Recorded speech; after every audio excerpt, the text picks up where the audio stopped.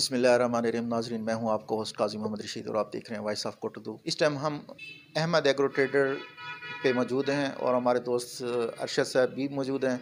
आज हम आपको एग्रीकल्चर के हवाले से यहाँ पर बहुत कुछ बताएंगे। जैसे कि आजकल मौसम है गंदम के हवाले से, गंदम की बिजाई हो चुकी है और कुछ इलाकों में हो रही है। तो अरशद भाई का माशाल्लाह काफ़ी इसमें एक्सपीरियंस है और आप लोगों को हमने आज ख़ास तौर पर जो एग्रीकल्चर से ताल्लुक़ रखते हैं, किसान भाई हैं और जो गंदम काश्त करते हैं, उनके लिए ज़बरदस्त किस्म की आज नॉलेजेबल बातें बताई जाएंगी। तो इसको आपने तवज्जो से सुनना है। आपको उन्हीं की ज़बानी बताते हैं कि गंदम की बिजाई कैसे करते हैं। अस्सलाम वालेकुम। वालेकुम सलाम। क्या हाल है? कैसे हैं आप? ठीक है, अल्लाह का शुक्र, अल्हम्दुलिल्लाह। आज से पहले तक तो नाज़रीन आपको अरूम महीने में देखते रहे हैं, तो आज आपको यहाँ पर एग्रीकल्चर के हवाले से देखेंगे। अरशद भाई, ये कब से शुरू किया हुआ है आपने? कल साहब 1 साल हो गया तकरीबन अल्हम्दुलिल्लाह कारोबार को शुरू हुए।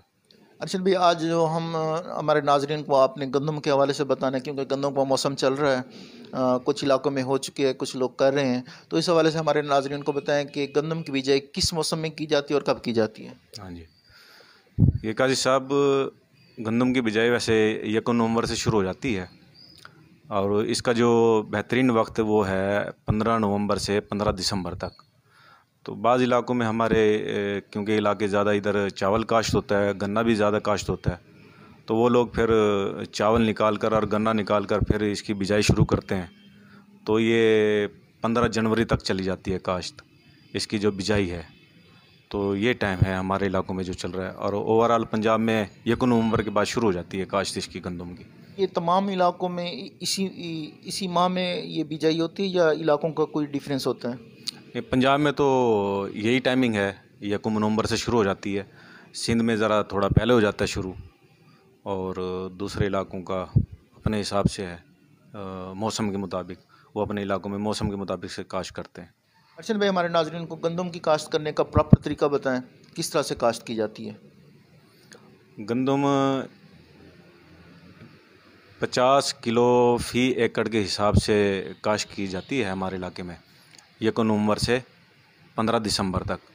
और अगर 15 दिसंबर के बाद जैसे जैसे काश्त करते हैं किसान भाई, तो फिर उसकी थोड़ी एवरेज गंदम की बढ़ानी पड़ती है बीज की हमें, यानी कि 55 केजी, 60 केजी, 70 केजी तक भी चली जाती है। जो लोग जनवरी में काश्त कर रहे होते हैं वो कम से कम उनको 70 से 75 केजी काश्त करनी चाहिए। गंदम की काश्त करते वक्त हमें कौन कौन सी बातों को मलहूज़ रखना चाहिए और इसको पानी किस वक्त देना चाहिए और कब कब देना चाहिए? तो ये जो गंदम की जब काश्त की जाती है ना, बिजाई जब कर देते हैं, तो जो रेतीला रकबा होता है उसमें तकरीबन 15 दिन तक पानी लगा देना चाहिए पहला, और जो जो पक्के रकबे होते हैं उनको कम से कम 25 दिन के बाद पानी लगा देना चाहिए।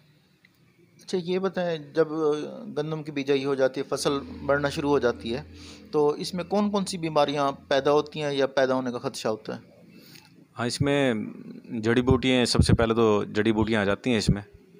और हमारे जैसे ये रेतीले रकबे हैं और पक्के रकबे हैं, इनकी मुख्तलिफ़ जड़ी बूटियाँ होती हैं।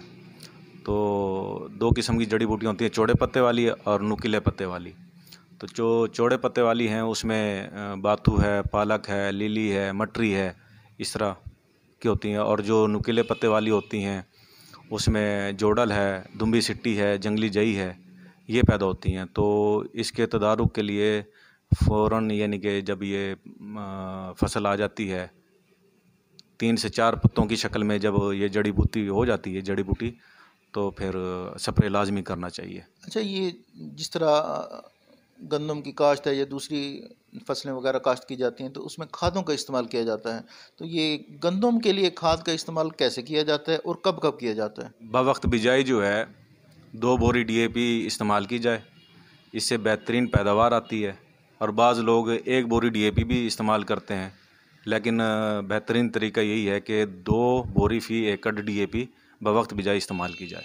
जिस तरह अब पुराना तरीक़ाकार था, किसी दौर में वो बैलों के ज़रिए ज़मीन बनाते थे, तो अब जो जो मॉडर्न तरीके आते जा रहे हैं, तो वो हमारे नाज़रीन को बताएं, इस टाइम जदीद तरीका कौन सा है और पुराना तरीका क्या था? जी बिल्कुल। सबसे पहले तो ज़मीन की तैयारी बहुत अहमियत रखती है। ज़मीन लेज़र करा लें अगर मुमकिन हो तो बहुत बेहतर है। और उसका यानी कि पानी का जो पहुंच है वो बहुत अच्छा हो जाता है। और जो पहले तरीका चलता था गंदम की बिजाई का वो छट्टा था, लेकिन सबसे बेहतरीन तरीका है कि ड्रिलिंग से गंदम की काश्त की जाए। कि आपने कुछ दिन पहले बताया कि जड़ी बूटियां वगैरह पैदा होती है, तो आप ये बताएं जड़ी बूटियों को हम तलब कैसे कर सकते हैं? हाँ जी, जड़ी बूटियों की तरफ करने के लिए मुख्तलिफ ज़ार हैं, अच्छी अच्छी कंपनियों के हैं, मल्टीनेशनल कंपनियों के हैं। तो वो महकमा जो ज़राअत है उसके मशवरे से उसको तलफ़ किया जा सकता है। हमारे नाज़रीन को ये बताएं, एक मशहूर बीमारी है फंगस या जिसको रस्ट भी कहते हैं, ये क्या चीज़ है और इसको हम कैसे ख़त्म कर सकते हैं? ये रस्ट की जो बीमारी है ना गंदम की, ये बहुत ख़तरनाक बीमारी है। इससे बहुत पैदावार में कमी हो जाती है। तो इससे बचने के लिए सबसे पहले तो जो ज़मींदार भाई हैं वो बीज को जो जहर लगाया जाता है फंगस से बचने के लिए वो भी लाजमी करें, और वो सल्फ़र का इस्तेमाल लाजमी करें अपनी फ़सल में पहले पानी के ऊपर। और जो रस्ट है 2 किलो 3 किलो पर एकड़ सल्फ़र ज़रूर इस्तेमाल करें। और जो रस्ट है इसके लिए भी जो मार्केट में मल्टीनेशनल कंपनियां और जेनेरिक कंपनियों के बेतहाशा ज़हर आए हुए हैं, अच्छे ज़हर आए हुए हैं, अच्छी कंपनियों के वो इस्तेमाल करें। महकमा ज़राअत के मशवरे से वो इस्तेमाल कर सकते हैं। अच्छा अरशद भाई, एक नया मसला जो सामने आ रहा है आजकल के गंदम के तने पर जो सुंडी का अटैक होता है और वो काफ़ी सामने आ रहा है, तो उसका तदारक कैसे किया जाता है? जी बिल्कुल, ये गंदम की जो तने की सुंडी का मसला आ रहा है वो इस वजह से आ रहा है कि जिस इलाके में ज़मींदार भाई जो हैं, गन्ने वाला एरिया है, गन्ने वाली जगह है, या जो लोगों ने चावल काश्त किया था उस जगह पर वो गंदम काश्त कर रहे हैं, तो फिर उस हवाले से जो है ना उस जगह पर ये तने की सुंडी का मसला आ रहा है।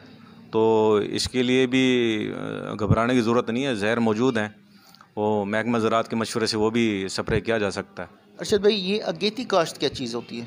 जो सबसे बेहतरीन वक्त होता है ना गंदम की काश्त का, उसको अगेती काश्त कहते हैं। किसी भी फसल का हो अगेती काश्त, वो मुख्तलिफ जो पहले से शुरू कर दी जाए तो उसका अच्छा होता है। तो ये जो गंदम की अगेती काश्त है वो बेहतरीन जो टाइम है वो है 1 नवंबर से 20 या 25 नवंबर तक जो है ना काश्त कर ली जाए। ये अगेती काश्त इसको कहते हैं। और पिछेती काश्त किसको कहते हैं? 25 दिसंबर के बाद जो काश्त होती है उसको पछेती काश्त कहते हैं। गंदम की कटाई का प्रॉपर महीना कौन सा है और हमारे इलाकों में कब से कटाई होती है और कब तक होती है? जी, जो अगेती काश्त है ना वो हमारे इलाकों में 1 अप्रैल से शुरू हो जाती है उसकी कटाई, और जो पछेती कटाई है वो मई तक चली जाती है। उसकी कटाई मई में की जाती है। अरशद भाई, आपने माशाल्लाह बहुत ज़बरदस्त किस्म की मालूमात दी हैं हमारे काश्तकार भाइयों के लिए, और जिससे उम्मीद है कि काफ़ी फ़ायदा हुआ होगा। हमारे इस प्रोग्राम के इख्तिताम पे क्या मैसेज देना चाहेंगे? जी बिल्कुल, मैं शुक्रगुज़ार हूँ वॉइस ऑफ कोटद्दू का, जो मालूमाती प्रोग्राम लोगों को देते रहते हैं आप लोग, तो बहुत शुक्रिया।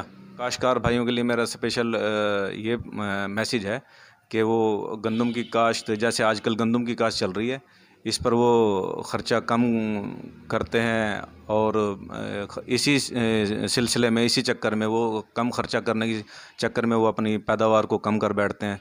तो लिहाजा मेरा उनको रिक्वेस्ट है कि भाई अपनी पैदावार को अच्छी करने के लिए, ये हमारी मुल्की पैदावार है, तो जितनी ज़्यादा हमारी पैदावार होगी उतनी ही हमारा तरक्की होगी। तो उस सिलसिले के लिए वो अच्छी पेस्टिसाइड इस्तेमाल करें और उसके लिए अच्छी दवाएं अप्लाई करें। अच्छे ज़हर हैं मार्केट में वो अप्लाई करें। और आजकल जैसे कोरे की बीमारी, रस्ट की बीमारी आई हुई है, इसके ऊपर बिल्कुल वो ध्यान दें। और इसी अपना रस्ट और कोरे से बचने के लिए लाजमी मेरा पैगाम है कि जैसे 45 दिन की आपकी फ़सल हो जाती है, उस पर पहला स्प्रे करें रस्ट का, 65 दिन की फ़सल पर दूसरा स्प्रे किया जाए, और 85 दिन की फ़सल पर तीसरा स्प्रे किया जाए रस्ट के।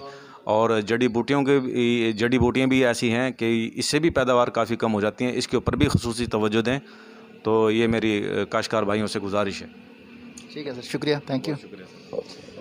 जी नाजरीन, जैसा कि अरशद भाई ने बहुत ज़बरदस्त मैसेज दिया है काश्तकार भाइयों को कि जो थोड़ा ख़र्चा अपना बचाने के लिए बहुत बड़ा नुकसान कर बैठते हैं, उससे बेहतर है कि आप प्रॉपर किसी से गाइडलाइन लें और प्रॉपर दवाई का इस्तेमाल करें, ताकि थोड़ा सा खर्चा होगा लेकिन मुनाफा आपका अगर 3 गुना या 4 गुना हो जाए तो वो आपको उसका ज़्यादा फ़ायदा होगा। अगर आप समझते हैं कि आपको कोई प्रॉब्लम आ रही है तो उर्दू सिटी में ही शॉप है, तो आप इनसे मशवरा कर सकते हैं। फ्री ऑफ कॉस्ट आपको ये गाइडलाइन देंगे और प्रॉपर तरीके से गाइड करेंगे ताकि आप लोगों की पैदावार अच्छी हो सके। बस देखते रहिए वॉइस ऑफ कोटद्दू।